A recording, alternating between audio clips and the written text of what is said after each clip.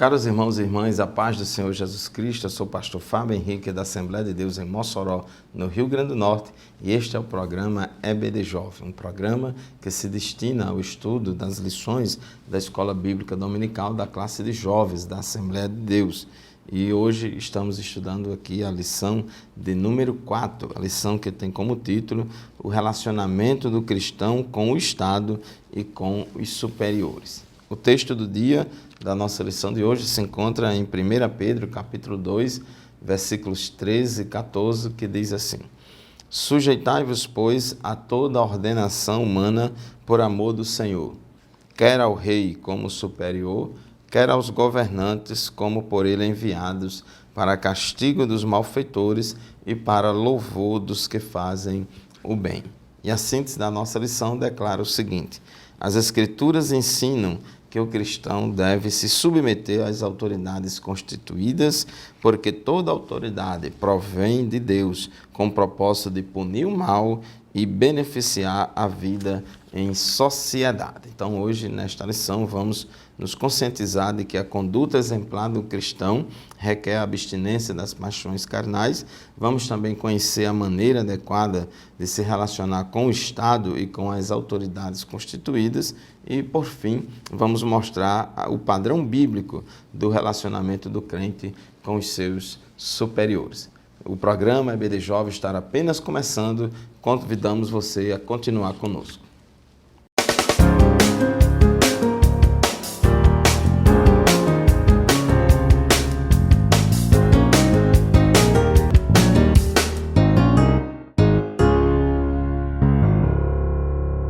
Pois bem, na lição de hoje, na lição de número 4, vamos falar sobre o relacionamento do crente com o Estado e com os seus superiores. E lembrando do assunto da lição anterior, da lição de número 3, que a gente aprendeu que o crente deve ser santo em toda a sua maneira de viver.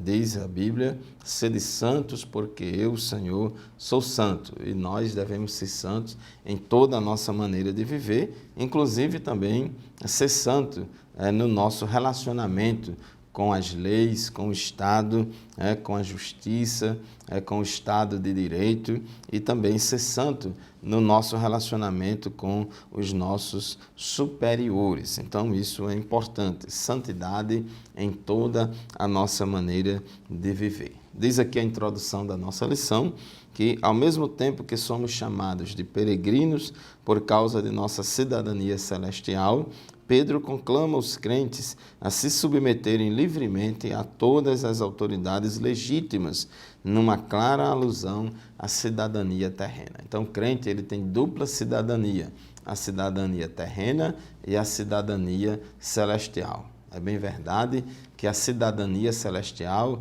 esta é mais importante. Nós somos peregrinos e forasteiros aqui nesta terra. A nossa pátria não é aqui, a nossa pátria está nos céus, né? Porém, isso não significa que a gente deve viver alheio às coisas que acontecem aqui neste mundo. Enquanto a gente não for para o céu, a gente vai viver aqui na terra, exercendo a nossa cidadania terrestre. Então, aqui no tópico 1 da nossa lição, fala da conduta exemplar desses peregrinos, de nós que vivemos aqui na nossa terra. Então, no versículo 11 aqui, 1 Pedro 2:11, Pedro diz: Amado-vos, peço-vos como a peregrinos e forasteiros, que vos abstenhais das concupiscências carnais que combatem contra a alma. Então, Pedro faz essa recomendação para que nós, como crentes, possamos viver aqui neste mundo se abstendo, fugindo das paixões carnais, Abster-se aqui, nesse versículo, tem o sentido de manter-se continuamente longe, afastado dos desejos pecaminosos. Por causa da sua natureza pecaminosa, o homem se encontra numa luta interna da carne contra o espírito, A nossa natureza carnal e pecaminosa, ela se inclina para as coisas da carne. Ela quer nos conduzir para o pecado, para dar vazão às paixões carnais e pecaminosas, mas o Espírito Santo que em nós habita, nos habilita, nos ajuda, nos dá graça para que possamos nos inclinar para as coisas do Espírito. E a vitória contra o pecado começa primeiramente com o reconhecimento de nossas fraquezas.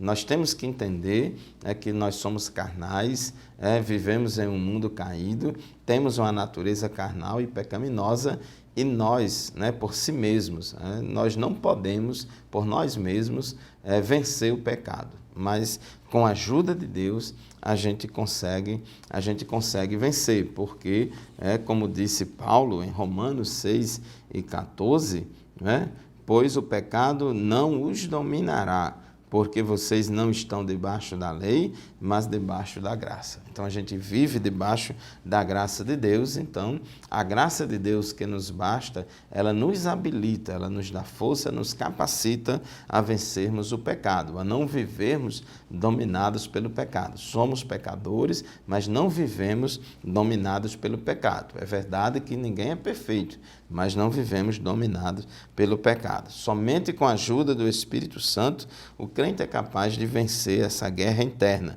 O segredo para vencermos os desejos pecaminosos está em andarmos segundo o mover e o poder do Espírito. Em Gálatas, no capítulo 5, versículos 16, 18 e 25, a Bíblia exorta-nos para vivermos no Espírito, para a gente andar no Espírito e para a gente ser guiado pelo Espírito. Só assim venceremos a luta contra o pecado. O tópico 1.2, abstinência cristã. A abstinência, a palavra-chave aqui, porque Pedro disse, em 1 Pedro 2:11, que vos abstenhais das paixões carnais. A abstinência é uma virtude cristã. Uma vez exercitada, ela leva o cristão a abdicar não somente do consumo de bebidas alcoólicas e de substâncias entorpecentes, mas também se abster de toda atividade que provoque algum tipo de dependência. O cristão não deve ser escravo de nenhum vício.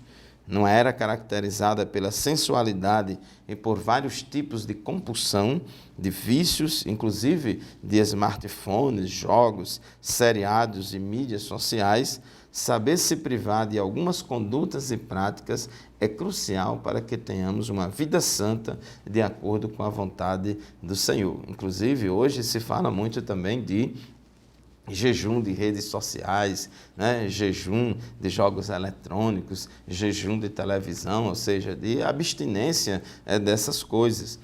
Não somente jejum de alimentos, como a Bíblia fala bastante sobre essa questão da prática do jejum, mas também é importante que a gente jejue, que se abstenha também de outras coisas. Então, a questão aqui é que Deus quer que a gente saiba praticar essa virtude cristã da abstinência. Nem tudo que existe, que está por aí, é para a gente usar, fazer e aproveitar, não.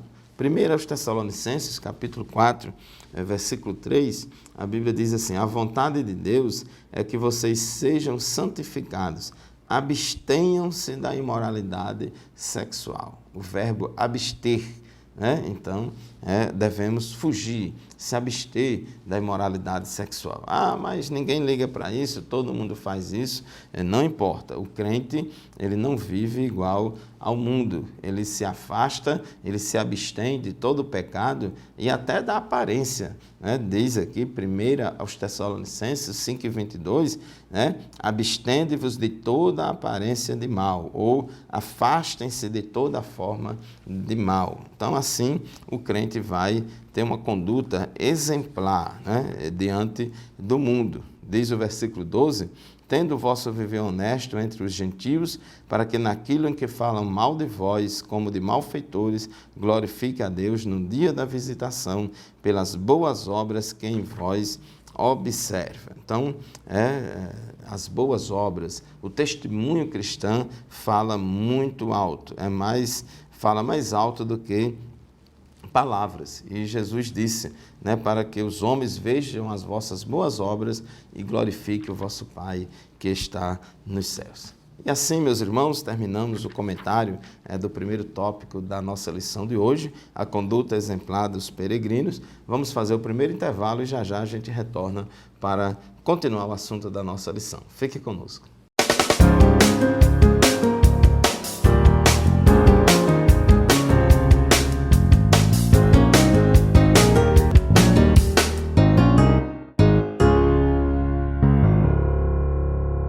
Caros telespectadoras do programa EBD Jovem, estamos de volta para o segundo bloco do nosso programa de hoje. Estamos estudando a lição de número 4 deste terceiro trimestre de 2019, trimestre no qual estamos estudando as epístolas de Pedro, as cartas de Pedro. E na lição de hoje, estamos aqui estudando sobre o relacionamento do cristão com o Estado e com os superiores, né? E agora, no tópico 2 da nossa lição, tópico que tem como título o cristão e o Estado. Queremos ler aqui os versículos 13 e 14 do nosso texto bíblico, 1 Pedro, capítulo 2, versículos 13 e 14, em que o apóstolo do Senhor diz assim: sujeitai-vos, pois, a toda a ordenação humana por amor ao Senhor, quer ao rei como superior, quer aos governadores como por ele enviados, para castigo dos malfeitores e para louvor dos que fazem o bem. Então, esses versículos 13 e 14 mostram de maneira muito clara, muito explícita, sobre o dever do cristão de obedecer às autoridades legalmente constituídas. O crente, ele não é antinomista, o crente ele não é antinormas, o crente ele não é a favor da anarquia, mas o crente ele é a favor do Estado de Direito, o crente é a favor da organização da vida civil, do governo civil. Ele é necessário, para o bem comum de todas as pessoas. Então, por isso que nós nos submetemos às autoridades. Uma importante maneira do cristão ser exemplo é submetendo-se às autoridades constituídas. Assim como o apóstolo Paulo lá falou em Romanos, no capítulo 13, versículos de 1 a 7, Pedro também igualmente enfatiza que toda autoridade foi estabelecida por Deus. É importante a gente entender que todo poder pertence a Deus no céu e na terra. Deus é soberano sobre tudo e sobre todos. E se Deus quiser, Ele intervém em qualquer governo, em qualquer relação de poder, de qualquer pessoa, qualquer instituição e qualquer governo civil aqui na Terra. Todo poder pertence a Deus. Então, qualquer pessoa, qualquer ser humano que exerce o poder aqui na Terra é como se fosse um poder delegado, do Senhor. Acima dele está Deus. Deus está acima de toda e qualquer autoridade. Então, qualquer autoridade está aí exercendo o seu poder no governo, na estrutura do governo civil, sob a permissão de Deus. É sob a permissão de Deus. Não significa que foi Deus quem colocou aquela autoridade lá, não significa que foi Deus quem apertou a urna eletrônica. Não, Senhor. Mas ela está lá porque Deus está permitindo. Por quê? Porque se Deus quiser, Deus intervém e depõe qualquer autoridade do poder ou do cargo. Então, Deus, na hora que Ele quiser intervir em qualquer situação, Ele intervém. Então, a recomendação bíblica, é que o crente se submeta ao governo civil, às autoridades legalmente constituídas, porque é necessário, senão a vida humana aqui na Terra fica insuportável. Então, Deus permite o estabelecimento do governo civil e os homens, nós não vivemos numa teocracia. Os homens, nas nações, em qualquer lugar da terra, Deus deu liberdade para os homens, né, estabelecerem, formarem seus governos. Uns é monarquia, outro é república, outro é parlamentarismo, e tem lugar que é ditadura, enfim. Isso aí é coisa dos homens. Deus não escolheu nenhum regime de governo. Então, os homens aqui têm liberdade para escolher e definir qual regime de governo vai ter. O que é bíblico é a necessidade de termos um governo civil para poder administrar o bem comum em favor de todos os homens e, como diz aqui o apóstolo Pedro, de executar a justiça. Diz aqui no versículo 14 que os governadores, né, são como que por Deus enviados para castigo dos malfeitores e para louvor dos que fazem o bem. Então, qualquer regime de governo, seja ele qual for, ele tem que praticar a justiça, punindo, né, aqueles que cometem delitos, punindo aqueles que são infratores da lei, né, e também louvando e também ajudando e abençoando, vamos dizer assim, aqueles que fazem o bem. O cidadão de bem tem que ser exaltado e aquele cidadão que transgride a lei, ele tem que ser punido. Não pode haver uma inversão de valores. Às vezes, a gente observa em algumas situações que há inversões de valores. Aqueles que praticam mal contra a sociedade, que cometem crimes, dos mais variados crimes, muitas vezes são muito defendidos e são alvos de muitas preocupações, enquanto que as vítimas desses infratores da lei são esquecidas. Então, a gente precisa entender os fundamentos da palavra de Deus. Então, devemos obedecer ao Estado, né, que é o povo organizado política e juridicamente, que exerce sua soberania dentro de um território, né? Então, é incompatível com a fé cristã uma conduta de rebeldia, revolução e desrespeito à ordem pública.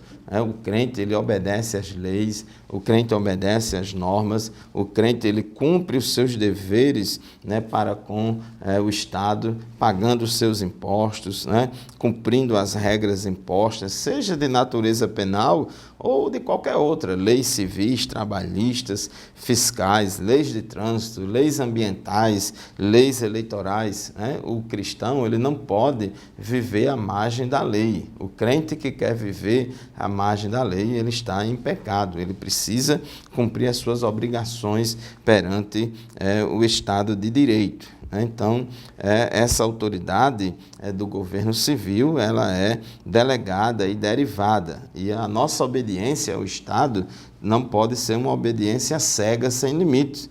A gente só pode obedecer incondicionalmente a Deus. Então, devemos separar as coisas. Dai a César o que é de César, dai a Deus o que é de Deus. Vamos obedecer ao Estado, vamos obedecer às autoridades constituídas, desde que isso não implique em desobedecer a Deus. Quando os apóstolos começaram a pregar a palavra de Deus, o sinédrio judaico prenderam os apóstolos e proibiram, soltaram lá uma norma proibindo que eles pregassem o evangelho. E aí, quando os apóstolos estavam diante do sinédrio, eles disseram, né, mais importa obedecer a Deus do que aos homens. Nós não vamos deixar de pregar o evangelho, vamos continuar. Vez por outra, surge um governo autoritário que quer impedir a igreja de pregar o evangelho e de cumprir a sua missão. Então, neste caso, jamais vamos obedecer às leis dos homens, porque elas estão infringindo as leis de Deus. O nosso segundo bloco termina por aqui, vamos fazer mais um intervalo e já a gente retorna para continuar o nosso estudo e vamos para o terceiro bloco da nossa lição. Continue conosco e nos aguarde.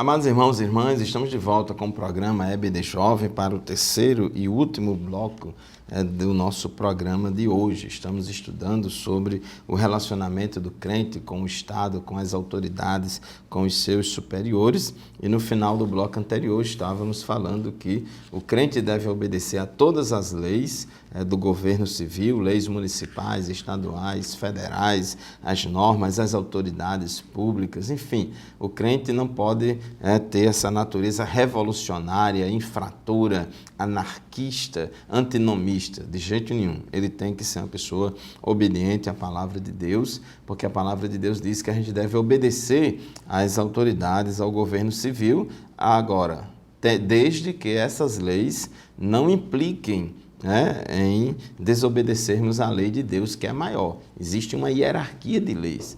Assim como as leis do nosso país, existe uma hierarquia entre elas, leis municipais, leis estaduais, leis federais, e por cima de todas as leis brasileiras está a nossa Constituição, que é a Carta Magna, que é a lei máxima do Brasil. Para o crente, como ele tem dupla cidadania, e a cidadania celestial é mais importante do que a terrena, a nossa carta magna, a nossa lei maior é a Bíblia Sagrada, a Palavra de Deus, que é a constituição do céu, é a constituição da nossa pátria celestial. Então, nenhuma lei dos homens pode ou deve contrariar as leis de Deus. Então, o crente já tem essa predisposição para obedecer todas as leis dos homens, porém, se alguma dessas leis desobedecer à lei de Deus, aí o crente vai ficar com a lei de Deus e não com a lei dos homens. Então, nós temos liberdade, é um princípio fundamental e essencial do cristianismo e que forma os valores da sociedade ocidental. Então, temos a liberdade, mas diz a Bíblia Sagrada que a gente também não pode usar dessa liberdade para dar ocasião à carne. O tópico 3 da nossa lição, o cristão e os seus superiores. Aqui no versículo 18 diz: vós servos, sujeitáveis com todo o temor ao Senhor, não somente ao bom e humano, mas também ao mal. Na época em que essa carta foi escrita, na época do início da igreja primitiva aqui na Terra, as sociedades tinham um regime de trabalho escravagista. Não existia CLT, regime jurídico único, então a força de trabalho era uma força escrava. Então, os escravos serviam aos seus senhores, eles trabalhavam. A Bíblia exige que os senhores tratassem bem os seus escravos, porque iam prestar conta diante de Deus, disse, e a Bíblia também traz mandamentos para os escravos. Muitos escravos eram cristãos, muitos escravos se converteram a Cristo. Havia no Império Romano mais de 60 milhões de escravos e uma parte deles era cristãos, era formada por crentes. Então, a relação de trabalho naquela época era dessa forma, era escravo e senhor, e hoje é diferente. Hoje é diferente, graças a Deus que é diferente. As relações de trabalho são muito diferentes. Os empregados gozam de maior liberdade e possuem uma série de direitos trabalhistas assegurados pela lei. Assim, ao aplicarmos o ensinamento de Pedro para a vida contemporânea, devemos ter em mente o princípio ali contido na palavra de Deus: submissão por amor ao Senhor. O que é que significa isso? Que nas atuais relações de trabalho, somos regidos pelas leis trabalhistas do Estado. Então, essas leis trabalhistas têm direitos e deveres para os empregados e direitos e deveres para os patrões. Nós, como crentes, devemos, se somos crentes empregados, devemos cumprir os nossos deveres para com os patrões. Se somos crentes patrões, devemos cumprir os nossos deveres para com os nossos empregados. Uma coisa importante aqui é que o texto fala que todo empregado, todo servo, todo empregado ele deve trabalhar de bom gosto para o seu patrão. Inclusive a Bíblia diz que deve servir não como quem está servindo ao homem, mas como quem está servindo a Deus. Aquele que trabalha deve entender aquilo como uma missão para a sociedade, para o bem comum, deve trabalhar como estivesse trabalhando para o Senhor. Efésios, capítulo 6, versículos 5 a 8, a Bíblia diz aqui uma palavra para os empregados, dizendo: escravos, obedeçam a seus senhores terrestres com respeito e temor, com sinceridade de coração, como a Cristo. Obedeçam-lhes não apenas para agradá-los, quando eles os observam, mas como escravos de Cristo, fazendo de coração a vontade de Deus. Sirvam aos seus senhores de boa vontade, como servindo ao Senhor e não aos homens, porque vocês sabem que o Senhor recompensará cada um pelo bem que praticar, seja escravo, seja livre. Então, aquela mentalidade revolucionária de ódio do empregado contra o seu patrão, aquela mentalidade de ódio, de luta de classes, do empregado, de ir para a queda de braço com o patrão, isso não tem apoio na Bíblia Sagrada. A Bíblia defende uma relação harmoniosa e de entendimento entre patrões e empregados, e não queda de braço, de ódio de classe ou de luta de classe. Devemos seguir os exemplos de Jesus. Pedro diz aqui nos versículos 21 a 23,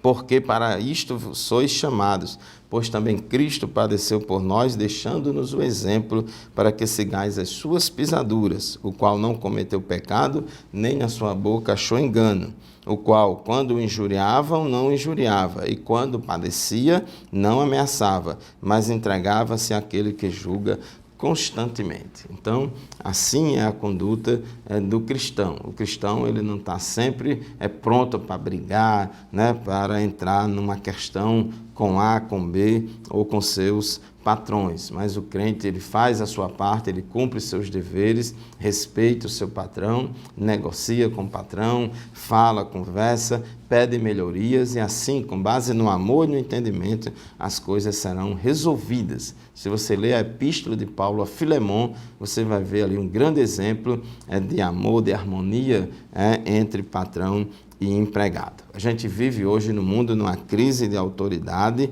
onde as pessoas, ninguém quer mais obedecer a nenhuma autoridade constituída, e a autoridade dos pais, dos professores, dos pastores, as autoridades governamentais são constantemente desobedecidas. Então, por esta razão, o princípio da submissão à autoridade, que se extrai da mensagem da carta de Pedro, é muito atual, servindo como valiosa diretriz para a vida em comunidade. E assim, meus irmãos, minhas irmãs, chegamos ao final do estudo de mais uma lição da Escola Bíblica Dominical da Classe de Jovens, lição de número 4. Nós agradecemos a você pela audiência. Continue conosco, nos acompanhando semanalmente. A paz do Senhor Jesus Cristo, e até o próximo programa, se Deus quiser.